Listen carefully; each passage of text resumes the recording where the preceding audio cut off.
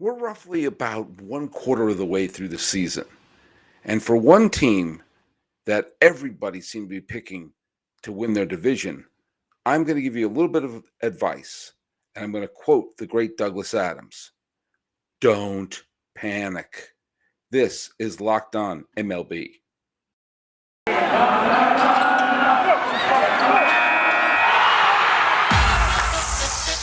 You are Locked On MLB, your daily MLB podcast, part of the Locked On Podcast Network, your team every day. Hello, baseball fans, and welcome to Locked On MLB, part of the Locked On Podcast Network, where it's your team every day. This is the daily podcast. We talk about all of Major League Baseball. Thanks so much for making us your first listen. I am your host, Paul Francis Sullivan. Please, I'm imploring you, call me Sully. Today's episode is being dropped on the 17th day of May, 2022.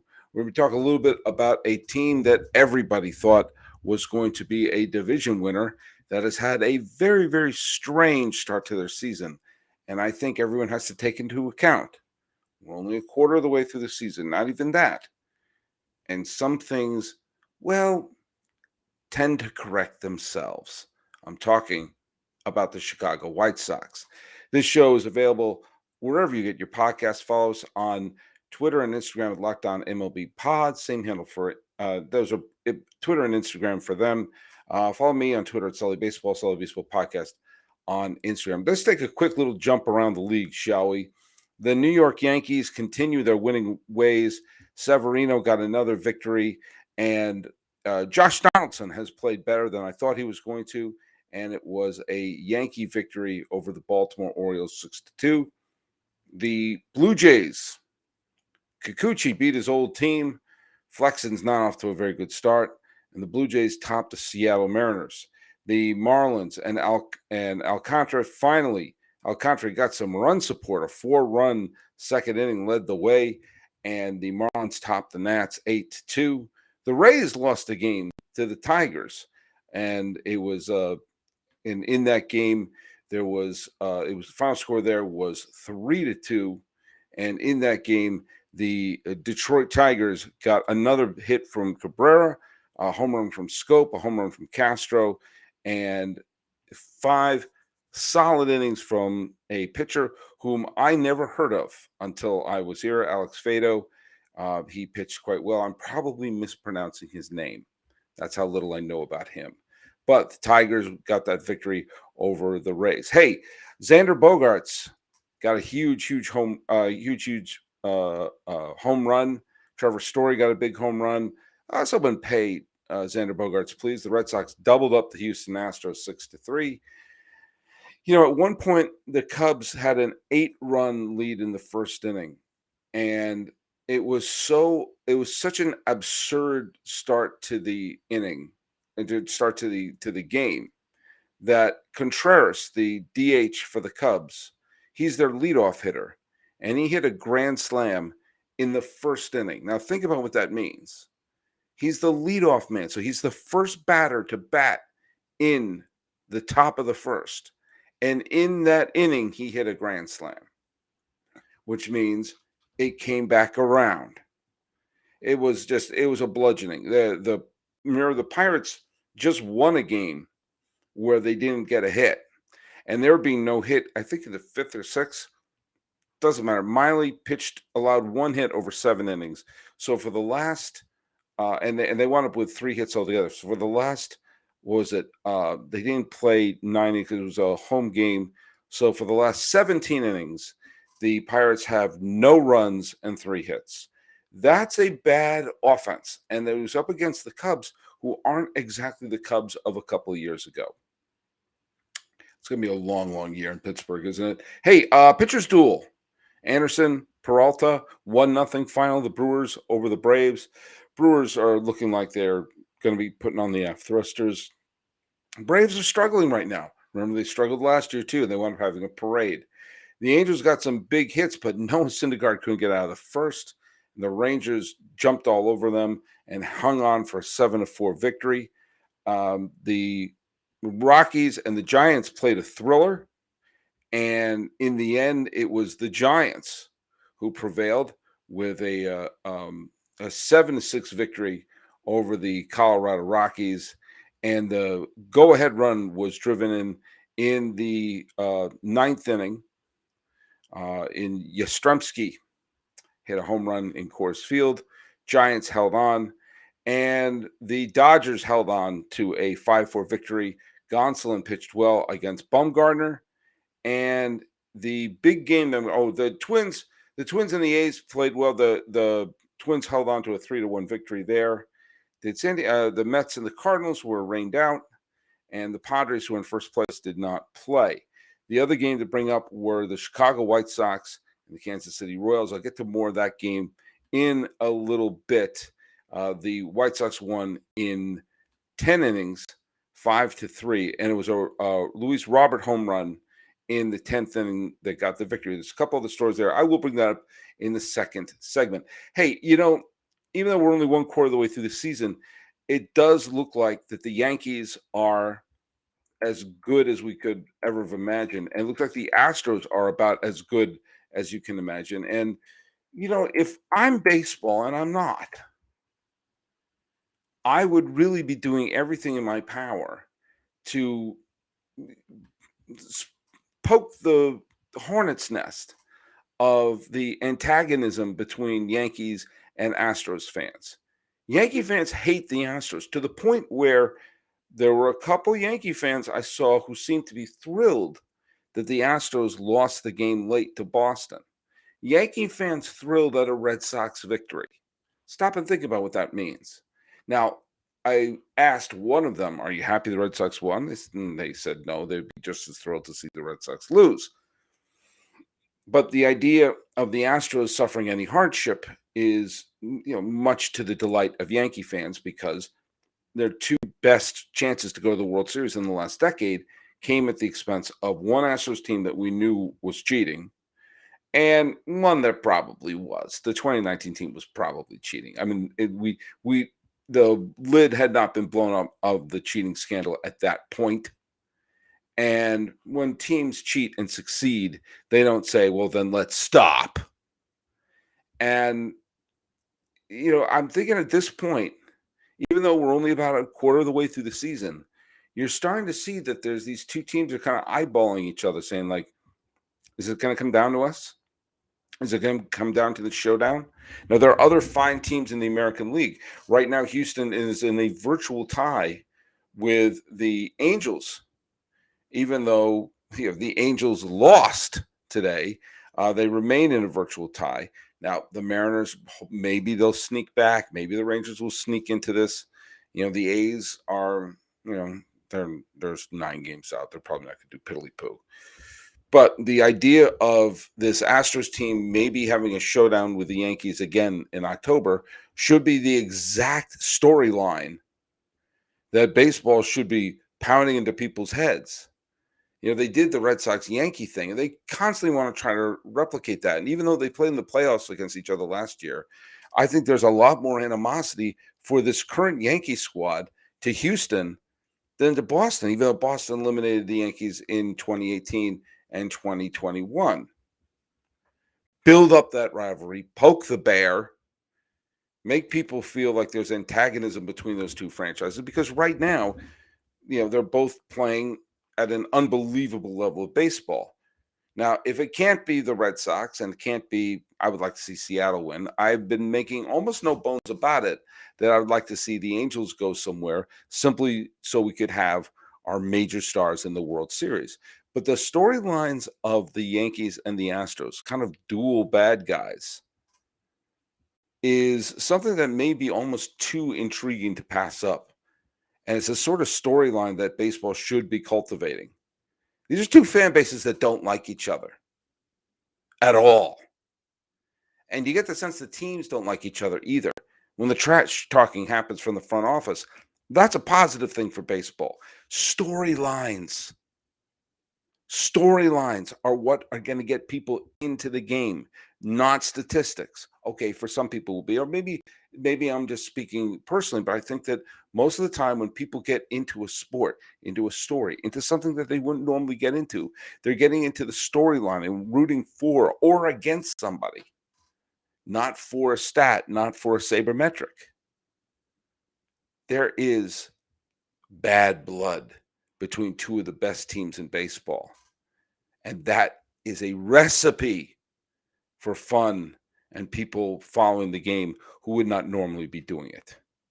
And it is an absolute, you know, it is going to give the baseball an absolute jolt of energy to have these two teams with the animosity and have it come out not from some manufactured attempt to do it or trying to revive the Red Sox Yankee rivalry, but play this out. Promote the heck out of it. Poke the bear. Bang the trash can. It's good for baseball. It gives it healthy energy, like having a Built Bar. Built Bars are the best tasting protein bars out there. I had on with Miller Thomas the birthday cake puff. They're fantastic. You've never had anything like this. 150 calories, 16 grams of protein, and 9 grams of sugar in them, but they're delicious. And it's covered in white chocolate covering a marshmallow protein bar. Delicious marshmallow covered in 100% white chocolate. And it's been, it make every day your birthday. Mine was this weekend and it was fun, but I have some of those birthday cake Built Bars left over. And do you know what? They're just so good. It's going to make every day your birthday. Now, all the Built Bars are covered in chocolate. That means you can eat healthy and actually feel good doing it. And they're made with collagen protein, which your body absorbs more effectively and provides tons of health benefits. So go to built.com and get the birthday cake puffs now. Go to built.com, use promo code LOCK15, get 15% off your order. Use promo code LOCK15 for 15% off at built.com. And hey, thanks for making Locked On MLB your first listen every day. For your second listen, listen to the Locked On Now podcast. Check out the Locked On Now podcast, recaps of Major League Baseball games with analysis from local experts, taking fans through the season like no other network. It's free and available wherever you get your podcasts. Johnny Cueto, remember him? Johnny Cueto pitched today against his former team, the Kansas City Royals. He was only with the Royals for, half a season, but he got a World Series ring for his trouble and became the answer to an unusual trivia question. Who was the last pitcher to throw a complete game in the World Series? Johnny Cueto. 3 times in his career, he's been a top 10 Cy Young finisher. He was the runner-up of the Cy Young in 2014. He's had some wonderful years, mainly with Cincinnati. Also had a couple of really fine seasons with the San Francisco Giants, especially the first season when he helped the Giants go to the postseason. He's had a ton of injuries recently, missed almost all of 2018, almost all of 2019, and was not effective in the COVID season and was only okay last year. And the Giants did not retain him, and he came up, signed a contract with the Chicago White Sox. And the White Sox signed him because, what the hey? And he was called up tonight, and he came in and he pitched 81 pitches, topped out about 93 miles an hour, and he looked pretty good. He looked pretty good, thank you very much, and gave the White Sox, a little bit of a boost in a game against the Kansas City Royals. He did not get the decision, as we said in the previous day. Wins and losses are kind of sort of irrelevant. Now I'm going to go to the game day, and I'm going to say Cueto pitched 6 innings, 2 hits, no runs, 7 strikeouts. Not bad. Not bad for someone who is still floating around in May. And here's the thing.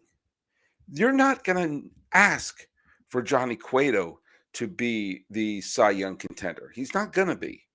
You're not even asking him to give you a full season. Just be pretty good for about, 2/3 of a season. Just come in and just be okay and maybe have a good stretch. And he may not even give him a full season. He may not be a factor towards the end. But to come in and fill that hole right now. As of this recording, the White Sox, who seem to be the absolute consensus pick to win the American League Central, are not in first. The Central is being led by the Minnesota Twins, a team that I felt was going to be a playoff team. I thought they were a wild card team, and right now the Twins have a 3-game lead in the standings, 2 games in the loss column. The Twins are 21-15, and the White Sox came back to break even at 17-17. The White Sox have had a disappointing start to the season, but beyond that, they've had a weird start to their season. They got off on the right foot, winning 6 of their first 8 games and beating the Seattle Mariners, a team that a lot of people had faith were going to do quite well. Thank you very much. Then they went on a massive slump, including losing all 3 games in Minnesota, including a walk-off game on April 24th. They went in, they were 6-2 at one point. Next thing you know, they were 6. They went on an 8-game losing streak.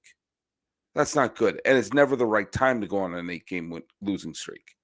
And then in May, they went on a 6-game winning streak, including sweeping the Red Sox and winning both games against the Chicago Cubs and taking 2 out of 4 from the Angels. All of a sudden, they dust themselves off. Hey, things are looking good. They go to New York and they get pounded.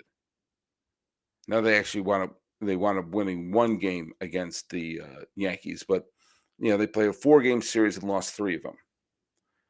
So they come out today, and Luis Robert hits the home run, and the White Sox wound up getting the win. So they're back to 500. They had a bad April. They were 8-12. They played 20 games, and they lost 12 of them in April. Now in May, they're 9-5. 9-5. Is that any way to earn a living? But here's something to keep in mind if you're a White Sox fan. You could look at them and say, like, oh, they need to make a deal here. They need to make a deal there. They maybe dip into their farm system or maybe see if a hitter, maybe a Mancini from the Baltimore Orioles will become available before you know it. But baseball is an interesting sport. Because there are so many games, people tend to come back to what their baseball card reflects. If you're a solid hitter and you're off to a slump, chances are you're going to come back to where you're expected to be. Same with the pitchers. And I look at the White Sox team right now. That's 2 games back in the loss column, just climbed back to 500. And I see that Grandal is off to a rotten start. That Lurie Garcia is off to a rotten start. That Jose Abreu is off to a rotten start. That A.J. Pollock is off to a rotten start. And that, Gavin Sheets and Josh Harrison, they're all off to lousy starts. And then you look at some of the pitching. Keuchel's off to a terrible start. Velasquez is off to a rotten start. And you're not getting anything from their bullpen with the exception of Kendall Graveman. Let me ask you a question. Do you honestly think that Jose Abreu is going to finish the season a sub-200 hitter with an OPS that's sub-6? Do you really think that he's regressed that much? Do you really think that A.J. Pollock, who right now has an OPS under 5, is going to be that way over the season? Do you really think that's the case? Or maybe, just maybe, that players come back. There is a rebound that's going to come for some of these players, and it may come all at once. The White Sox have had a weird parabola of a season. I mentioned right now they had some long winning streaks, some long losing streaks. They've had an inconsistent offense. Now, sometimes when you have an inconsistent offense like this, sometimes the right thing to do is to acquire a player who might shake things up. Maybe getting someone in there to play the DH or play in the outfield. I really don't think there's a spot for anyone in the infield, but who knows? It might be the right fit. Someone might be the right fit. But I don't think Abreu is going to be a lousy hitter all year. I don't think Grandal is going to be a lousy hitter all year. I don't think some of the pitchers who have been unreliable at some point are going to be unreliable for the rest of the year. And then you add a Johnny Cueto who can fill in maybe 1 or 2, fill in for a few starts, where all of a sudden some of the other starting pitchers, you're trying to get back into it. Suddenly something can turn around. There's a big series of games that are coming up soon for the Chicago White Sox. And I just think now, look at I don't know what to say about La Russa. He was certainly not the manager I would have picked for this particular squad. But they've got a bunch of games right now against KC. They won the first one. Then they got 3 games at Yankee Stadium, 3 games in Boston. And then the Cubs, the Blue Jays, the Rays, and the Dodgers. All this between now, which is the 17th day of May, to the 9th day of June. This is a little bit of a gauntlet that they're going to be facing, provided they play well against Kansas City. If they can play well in the streak against the Dodgers, against the Yankees, against the Blue Jays, against the Rays, if you can survive that gauntlet and the games against the Cubs, which mean certainly a lot. There's going to be a lot of intensity during those games because of the crosstown, animosity between the two fan bases. If the White Sox can survive this particular stretch, and best case scenario for them is they wind up playing winning baseball. But if they can just play well enough, just play a game or two above 500, then all of a sudden you look up, they'll have gone through one of the hardest parts of their schedule with their nose above water, knowing that some of these players are going to step up. Now, I do think that maybe they could use a spark, but they're getting a spark in their rotation. And there are still some people available, like Jay Happ, are still floating around in the ether. I think Jay Happ is going to wind up going to the Houston Astros, especially with the injury to Jake Odorizzi. The Twins have played very, very well, thank you very much, and are putting themselves in a position where dreaming about October isn't so outlandish, especially with the Red Sox underachieving. I think there is no super team in this division, and the White Sox are the most talented squad. Now, I've been wrong about stuff like this in the past. I remember in 2012 when the Washington Nationals shot up to the front of the standings, and I kept saying, just the Phillies are going to win. The Phillies are going to win. Eventually, they'll come back to the mean. They'll come back to the middle. They'll come back to the average. And it didn't happen. I thought the same thing in 2013 with the Red Sox, the Boston Strong year. Yeah, this is great. It's a great story, but they'll come back down to earth. They'll come back down to earth. And they never did.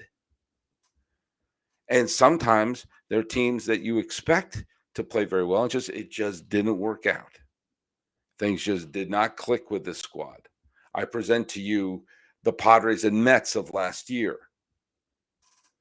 So this is a tough time that's coming up for the White Sox, but don't panic, to quote The Hitchhiker's Guide to the Galaxy by Douglas Adams. The talent is there. They're still a good team. They just haven't had things drop their way so far. But the players will kick in. There's no need to do any major overhaul with the squad. There's no need to pop the hood and just switch things out. Tinker a little bit here or there, and it might make the engine rev for this White Sox team. Kind of like when you go to Rock Auto, with an ever-increasing number of makes and models, it's impossible for your local chain auto parts store to stock all the parts you need. Why endure the often, sometimes seemingly intimidating question and the pointless question, and wait for the person behind the counter to order the parts on the computer, choosing the only brand their warehouse happens to carry? You have computers with access to rockauto.com at home and in your pocket. Save time and money when using Rock Auto. Their prices are reliably low for every customer. So go explore their easy-to-use website today and find a solution for your auto part needs. Go to rockauto.com, see all the parts available for your car or truck right locked on in their How Do You Hear About Us box, so they know that we sent you. Amazing selection and reliably low prices. All the parts your cars will ever need are at rockauto.com. Okay, let's take a quick peek around the league of what is going to happen on Tuesday, May 17th. Are there any day games? Well, the White Sox and the Royals are playing a doubleheader. So we'll cross our fingers if you're a White Sox fan and hope that Dylan Cease, who pitched very well in a losing cause to the Yankees, and the always dangerous TBD is pitching in game 2. The D-backs and the Dodgers are going to be locking antlers in Chavez Ravine in a doubleheader. Kelly and Gilbert are the pitchers for the Diamondbacks. Anderson is pitching one of the games. Not sure of the other game from the Dodgers. The Mets and the Cardinals are playing a doubleheader starting around noontime here in Los Angeles. Then all Ohio series between the Reds and the Guardians, they're up. Both teams are, well, the Guardians at least are hovering around 500, and the Reds are hoping to bust double digits in the win column. Tigers and Rays should be a well-pitched game there. Nats and Marlins. Padres and Phillies. Clevenger is going to be pitching for San Diego. Jameson Taillon is getting the ball as the Yankees want to continue to avoid 10 losses, and playing the Orioles is a great remedy to do that. Gilbert versus my Cy Young pick, Jose Barrios. Looks like a pretty bad pick so far in the all 1977 expansion team game between Seattle and Toronto. Eovaldi, Urquidy, Red Sox, Astros should be an intriguing game. The Cubs and the Pirates, no one's going to get a hit. No one's going to get a run in that one. Which team is playing in Milwaukee series? Braves, the defending champion Braves, are going up against Hauser and the Brewers. And finally, Detmers is going up against Hearn of the Texas Rangers. So full slate of games with a bunch of doubleheaders, including some afternoon games, which should be fun here on the West Coast. So don't panic, White Sox. Pick up some wins and go face this gauntlet. And I'm going to face the gauntlet trying to do a podcast every single day. It's really late and your pal Sully needs to go to bed. So thanks for following us. Thanks for making us your first listen. And you can follow us at Locked On MLB Pod. Same handle for Instagram. I'm your pal Sully. I'm at Sully Baseball on Twitter, Sully Baseball Podcast on Instagram. Telling White Sox fans, don't worry. Things will even out.